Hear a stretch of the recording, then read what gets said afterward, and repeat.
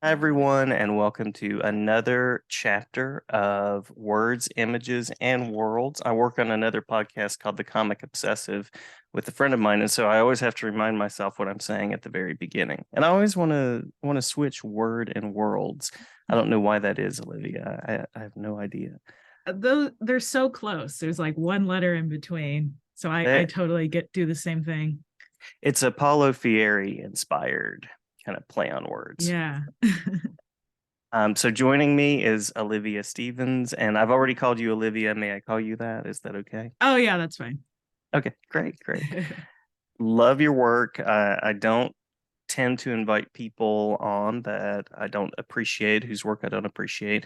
And so you automatically know that in. I would say I'm a big fan. I'm only 5'7", so I'm not sure how big that is, but I'm an average height fan, I guess you could say.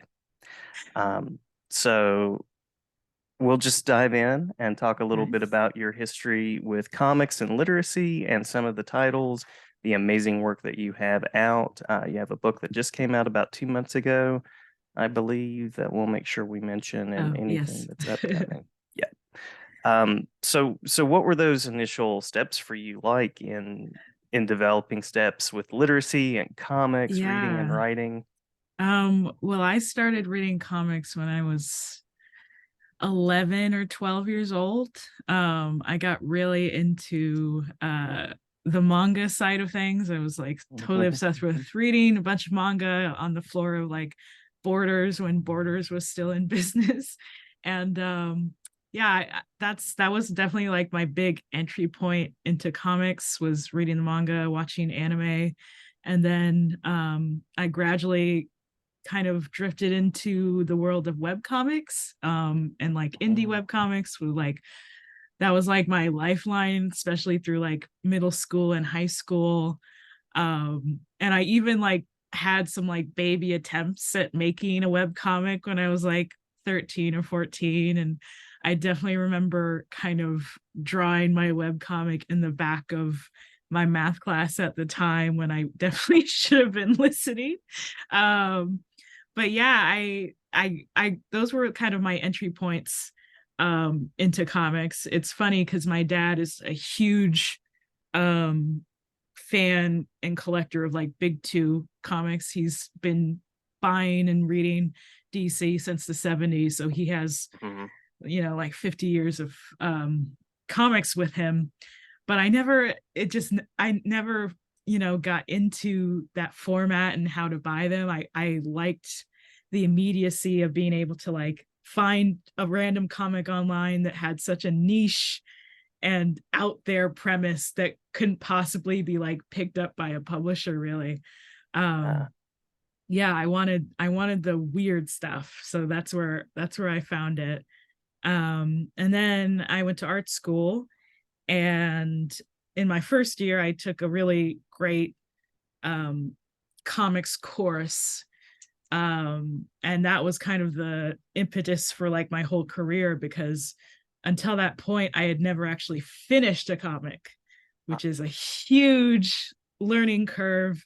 And until you actually learn like, okay, start and finish something, it's like it's kind of like a futile effort into making it a career. So yeah, I learned how to not only start but finish a comic, and from that point on I uh, took another attempt at a web comic called Alone. And so I started that in my freshman year, and I kind of would update it as my schedule allowed, because I was also, having to draw for school. And then I think it was my junior or senior year, I actually caught the attention of an editor at a publishing house who liked the webcomic and asked if I had ever considered like making a book pitch for children. mhm. And I really just had never thought about doing that, because the web comic that I had been working on was just like a kind of angsty web comic for adults. So I was like, could I do that? So I decided to challenge myself, to try and see if I could make a compelling pitch for a children's graphic novel. And that pitch that I worked on in my last year of school ended up being the pitch for Artie. Mm-hmm. And then, after I graduated, I shopped it around, and it got bought. And I was like, oh, I guess we're doing this. So Yeah. that's kind of like my pathway into Artie, which is kind of snowballed into making work for all different ages now. So yeah. Very Yeah. cool. I I also was in the back of a math class, fourth grade, drawing. Was Yes. making a it was awesome in my head now. It was a superhero city like puzzle with all kinds of superheroes on it. And my math Nice. teacher found it and took it up. And well, the podcast is not about math. And so that kind of lets you know where the rest of that story goes, as far as how much time I put into fractions. But yeah, Yeah. when I first saw Artie and the Wolf Moon, and I think I might have seen it on NetGalley or something like that, Yeah. maybe. I was impressed with it. I was impressed with the way that it came across on the page. It's a beautiful book, and I think both of your books, the Tiger's Tongue and Artie, I've gotten both of those. I've requested them from publishers and been like, let me look at this early and share things about it. So it makes sense that you had those experiences with web comics and all of those pieces. Yeah. Um, Artie is, I mean, you can kind of share the details of it, but it's the story of a young woman who finds out that there's a history of something supernatural that happens in the family. So it's a little bit of a family dynamic. It's that angsty teen kind of story that you were talking about as well. There's some romance that enters in, and there's also some really, really cool commentary that comes in through it. So anything else without providing too many spoilers that Yeah. you'd share about Artie? Yeah. Well, Artie is about an eighth grader, Artie, short for Artemis. And she's living with her widowed mother in rural Oregon. And she's very curious and independent. So she sneaks out one night on a full moon to photograph it and comes across this wolf, runs home, and the wolf follows her and she sees it turn into her mother. So that's how she finds out that her mother's a werewolf. That side of her family has this huge werewolf legacy, and that's a legacy that she may adopt in the near future. And the rest of the story is kind of her connecting with this lost part of her heritage that her mother's kind of been keeping from her and protecting her from. So she, engages with this hidden werewolf community, and befriends and connects with them. She learns a bit of her own family history as far as like her mother meeting her father, because her father was a human man who died before Artie was born. And through all of that, reconnecting with personal history and her greater werewolf history, she kind of finds out that werewolves are not the biggest threat at all Mhm. in the woods. It's a different supernatural creature. So, yeah, that's my taste of what the book is about. I like it. I like it. And so was it traditionally done with like pencil and those things, or was it digital? Because the way that it comes through, again, like the colors are so vibrant and just lively, and it's just every Thank page is you. engaging. Yeah. Thank you. Uh-huh.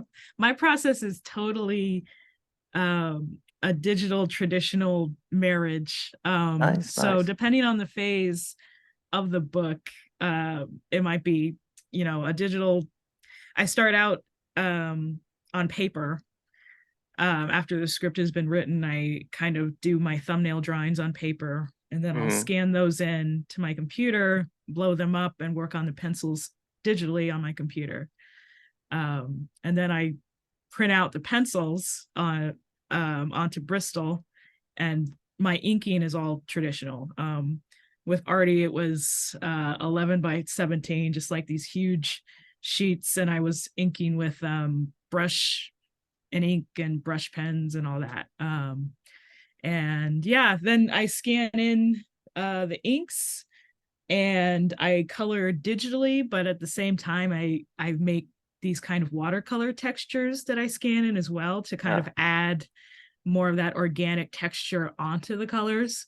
So it's definitely like I like to mix and match, because I don't think I could ever make a comic that's 100% on the computer. It just wouldn't feel as natural and textured and human to me if Hmm. I kept it all on the computer. So I have to have these steps where I bring it back to paper and, get to feel paper. That's a very important sensation for me. Yeah.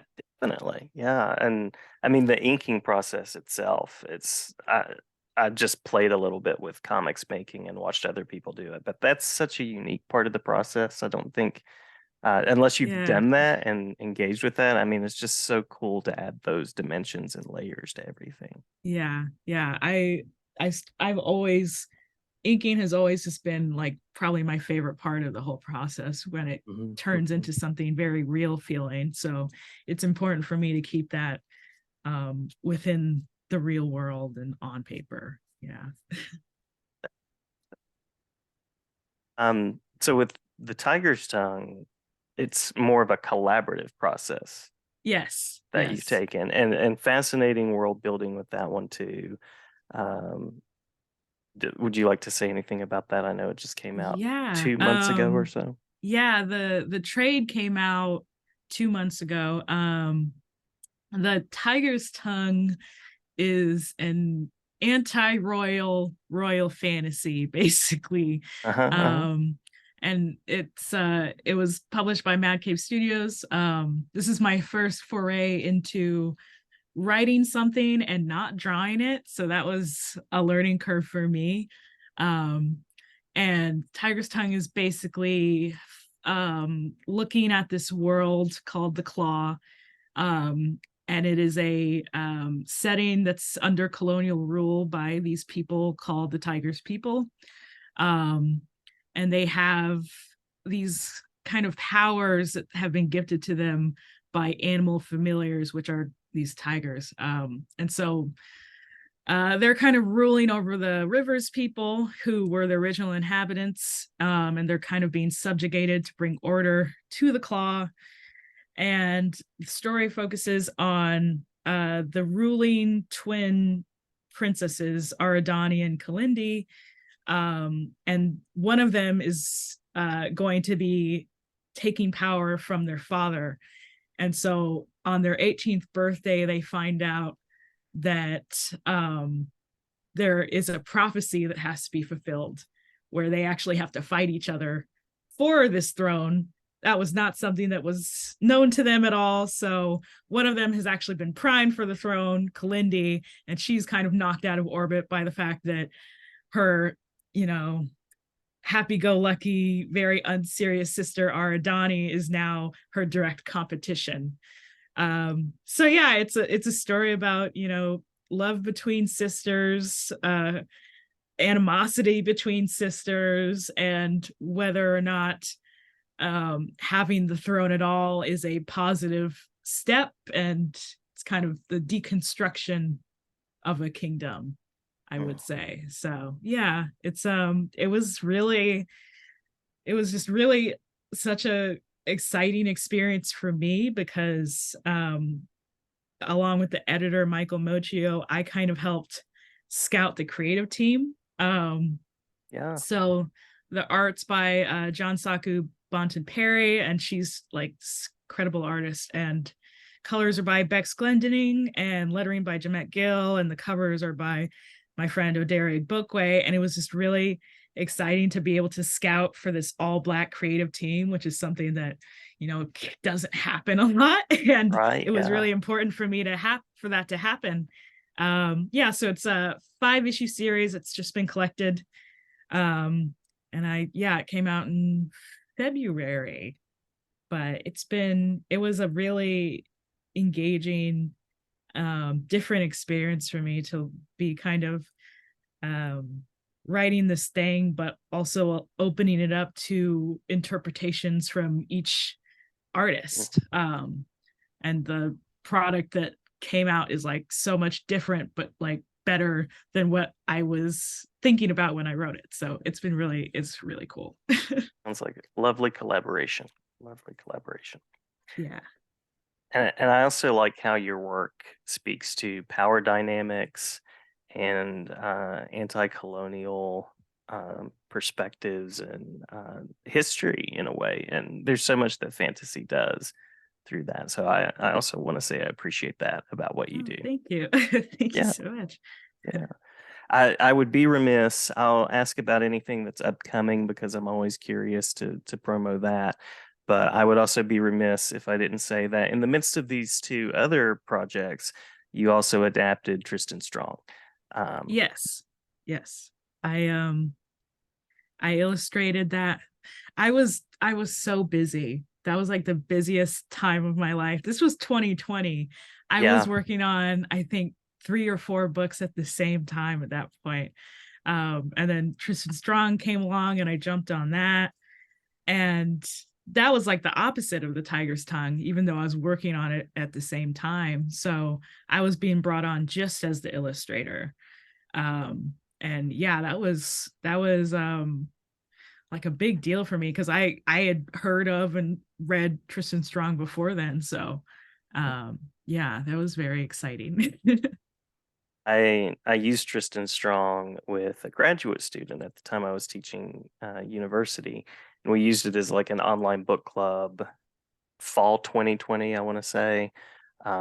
And then, so I was really excited to see the graphic novel, being a big graphic novel fan, really excited that it was Kwame Mbalu's work. And then I saw your name on it and I thought, well, this will be good. This will be good.